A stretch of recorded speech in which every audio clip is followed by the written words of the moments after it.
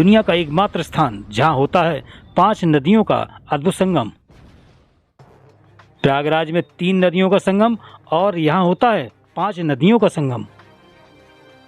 बुंदेलखंड के जालौन जिले में है पचनंद संगम। रामचरितमानस के रचयिता गोस्वामी तुलसीदास विक्रमी संवती 1660 अर्थात सन 1603 में पचनंद पधारे हुए थे।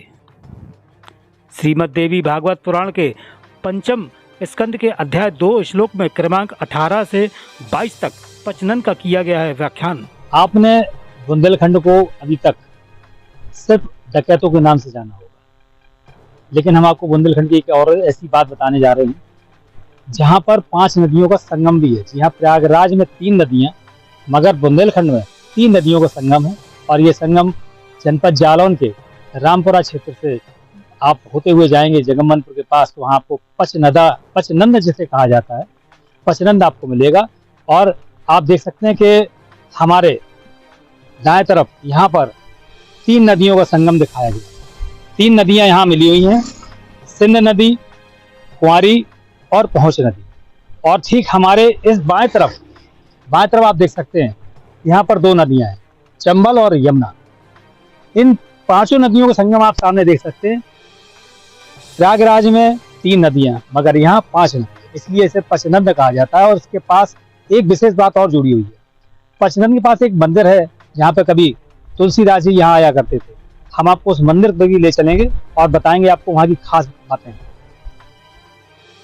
बुंदेलखंड के उत्तर प्रदेश में जालौन जिले में एक ऐसा स्थान है जो दुनिया भर में अनूठा है। यह स्थित पंचनंद पर 5 नदियों का संगम होता है। यह भौगोलिक के साथ साथ धार्मिक और सांस्कृतिक दृष्टिकोण से भी बेहद महत्वपूर्ण है। जालौन जिले के उरई मुख्यालय से 65 किलोमीटर उत्तर पश्चिम में तथा इटावा से 55 किलोमीटर दक्षिण पूर्व एवं औरैया से 45 किलोमीटर पश्चिम दक्षिण में स्थित प्राकृतिक सौंदर्यता से परिपूर्ण अक्षभूत स्थल है पंचनंद। अनेक ऐतिहासिक पौराणिक मंदिरों का रमणीक स्थल है। विभिन्न ग्रंथों व पुराणों में पंचनंद स्थल का वर्णन है, लेकिन दुर्गम वनों के बीच स्थित होने के कारण सुगमता के अभाव में यह स्थान वह प्रसिद्धि नहीं पाया है जो इसे मिलनी चाहिए। यह यमुना नदी में चंबल, सिंध, कुंवारी और पहुंच नदियां अपना अस्तित्व विलीन कर यमुनामयी हो जाती है। यह स्थान 3 जनपद जालौन, इटावा और औरैया की भौगोलिक सीमा भी बनाता है। वहीं मध्य प्रदेश के भिंड जिले का थोड़ा सा भूभाग भी इस संगम का हिस्सेदार है। पंचनंद संगम स्थल पर बने मंदिर की पंचनंद समिति के सदस्य डॉक्टर R.K. मिश्रा ने खास बातचीत में बताया कि पंचनंद संगम के आग्नेय दिशा तट पर बना प्राचीन मठ वर्तमान में सिद्ध संत श्री मुकुंद वन बाबा साहब महाराज की तपोस्थली के रूप में विख्यात है। विभिन्न प्रमाणों के आधार पर श्री मुकुंद वन संप्रदाय के नागा साधु थे। वह अपनी पीढ़ी के 19वें महंत थे और वह पंचनंद मठ पर तपस्या करते थे।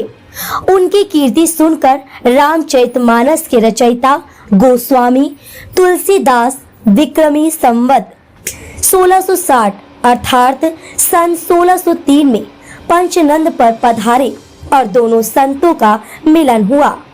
पंचनंद का महत्व सिर्फ इतना ही नहीं, श्रीमद् देवी भागवत पुराण के पंचम स्कंध के अध्याय 2 में श्लोक क्रमांक 18 से 22 तक पंचनंद का आख्यान आया है, जिसमें महिषासुर के पिता रंभ तथा चाचा करम्भ के पुत्र प्राप्ति के लिए पंचनंद पर आकर तपस्या की। करम्भ ने पंचनंद के पवित्र जल में बैठकर अनेक वर्ष तप किया तो रंभ ने दूध वाले वृक्ष के नीचे पंचाग्नि का सेवन किया। इंद्र ने मगरमच्छ का रूप धारण कर तपस्यारत करम्भ का वध कर दिया।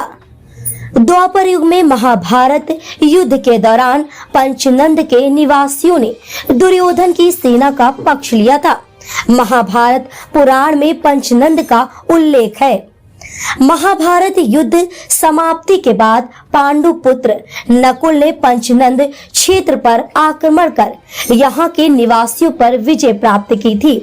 महाभारत वन पर्व में पंचनंद को तीर्थ क्षेत्र होने की मान्यता सिद्ध होती है। विष्णु पुराण में भी पंचनंद का विवरण मिलता है, जिसमें भगवान श्री कृष्ण के स्वर्गारोहण व द्वारका के समुद्र में डूब जाने के उपरांत अर्जुन द्वारा द्वारका वासियों को पंचनंद क्षेत्र में बसाए जाने का उल्लेख है। अन्य पुराणों एवं धर्म ग्रंथों से प्रमाणित होता है कि पंचनंद पर स्थित सिद्धाश्रम 1-2 हजार वर्ष पुराना नहीं अपितु वैदिक काल का तपोस्थल है। अथर्ववेद के रचयिता महर्षि अथर्ववन ने पंचनद के तट पर अथर्ववेद की रचना की। महर्षि अथर्ववन वंश की पुत्री वाटिका के साथ भगवान श्री कृष्ण व्यास जी का विवाह हुआ माना जाता है, जिनसे भगवान सुखदेव जी की उत्पत्ति हुई। गुरु राजा धृतराष्ट्र व गंगा पुत्र भीष्म की सहायता से श्री कृष्ण व्यास जी ने पंचनंद पर एक विराट यज्ञ एवं धर्म सभा का आयोजन किया था। महर्षि अथर्ववन के काल से ही पंचनंद स्थित आश्रम पर आज भी वन संप्रदाय के ऋषि निवास करते हैं। पंचनंद संगम तट पर इटावा की सीमा में स्थित विराट मंदिर में प्राचीन शिव विग्रह है। शिव महापुराण के अनुसार भारत के 108 शिव विग्रहों में पंचनंद पर गिरीश्वर महादेव पूजित हैं। द्वापर में भगवान श्री कृष्ण द्वारा कालिया नाग को समुद्र जाने की आज्ञा देने पर गोकुल से समुद्र जाने के रास्ते में कालिया नाग द्वारा दीर्घ काल तक पंचनंद धाम पर रुककर भगवान शिव जी पूजा अर्चना की थी। इस स्थान को गिरीश्वर महादेव फिर कालेश्वर और कालांतर में कालेश्वर के नाम से जाना जाने लगा। पंचनंद के कालेश्वर महादेव के मंदिर के आसपास आज भी सांप का जहर उतारने वाली वनस्पति बहुतायत मात्रा में उपलब्ध है, जिसे सर्प पकड़ने वाले नाथ संप्रदाय के साधु पहचान कर उखाड़ ले जाते हैं। पंचनंद का कालेश्वर मंदिर वर्तमान में ग्वालियर राज्य के महाराजा सिंधिया के वंशजों द्वारा संरक्षित है। जनपद जालौन से सोनी न्यूज के लिए अजय सोनी। तो ये वो स्थान है जहाँ भी हमने आपको बताया था कि तुलसीदास कभी इस जगह पर आया करते थे और वो ये मंदिर है, इसे पंचनदा धाम भी कहा जाता है। आइए हम आपकी बात कराते इस मंदिर की और जानकारी आपको दिलाते हैं यहाँ के महंत जी से। उससे पूर्व जो महंत जी थे उनका ये समाधि स्थल है, बना हुआ है।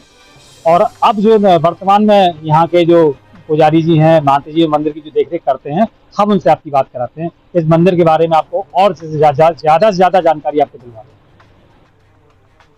तो आइए हम आपसे बात कराते हैं। आज हमारे बीच इस मंदिर के जो देखरेख करता हैं महंत जी हैं, उनसे जानकारी लेते हैं कि इस मंदिर की पूरे रहस्यमयी जो बातें हैं, जो पुरानी प्राचीन बातें हैं, वो क्या है।